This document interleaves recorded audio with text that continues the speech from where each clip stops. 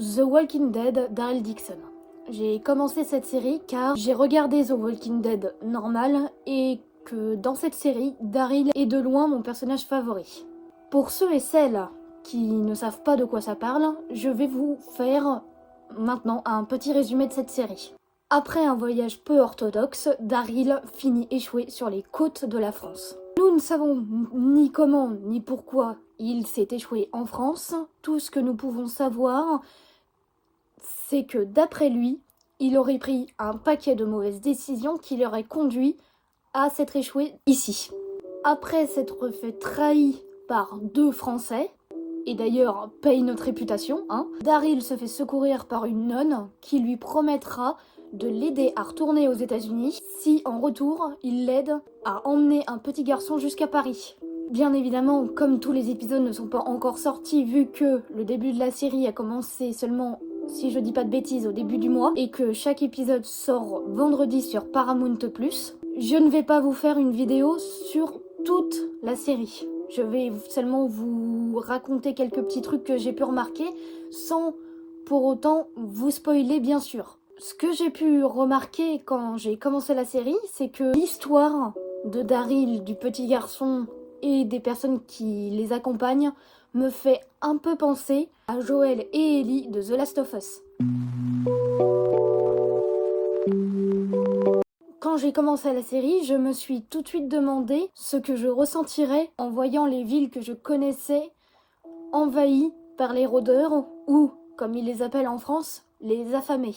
Je vous avoue que quand j'ai regardé l'épisode 1, je n'ai rien ressenti, juste ça me faisait rigoler puisque je pouvais lire les panneaux, les écriteaux et que je les comprenais.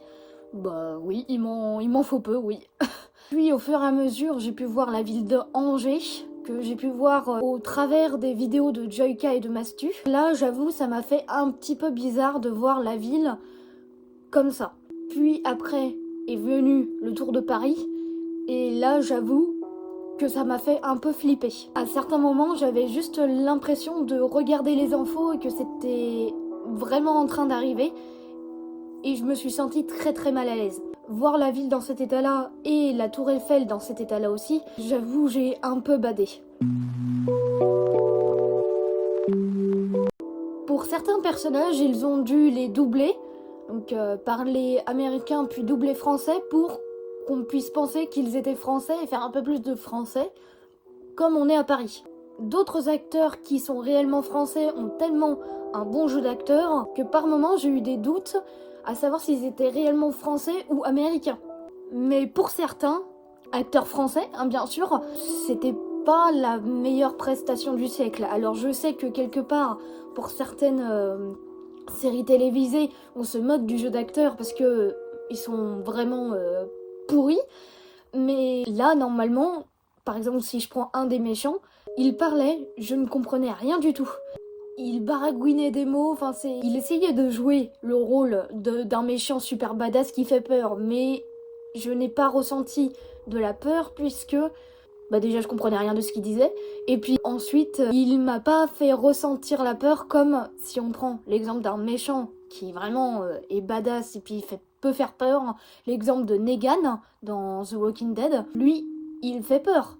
Parce qu'il sait parler, il sait se tenir, il sait jouer aussi. Donc forcément, sur ce méchant-là, je dis pas, ça se trouve dans des autres séries, dans des autres films, il peut être bien, mais là je n'ai pas ressenti la peur et que non, franchement, je n'ai pas du tout aimé ce méchant. Pour moi, c'est un méchant en carton.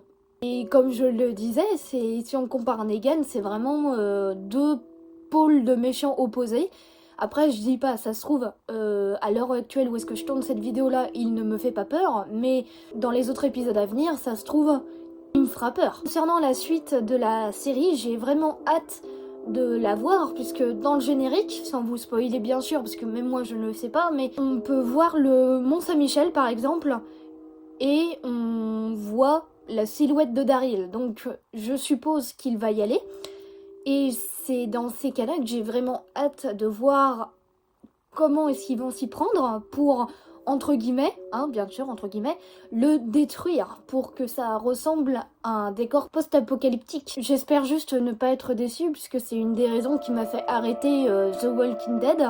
Et attention, là je vais spoiler pour ceux qui n'auraient pas vu la suite. Je me suis arrêtée à la mort de Rick, à Daryl qui le cherche partout avec son chien, à, si je me souviens bien, Negan qui a fini par s'enfuir, et à Judith qui est en compagnie de Negan, si je me souviens bien.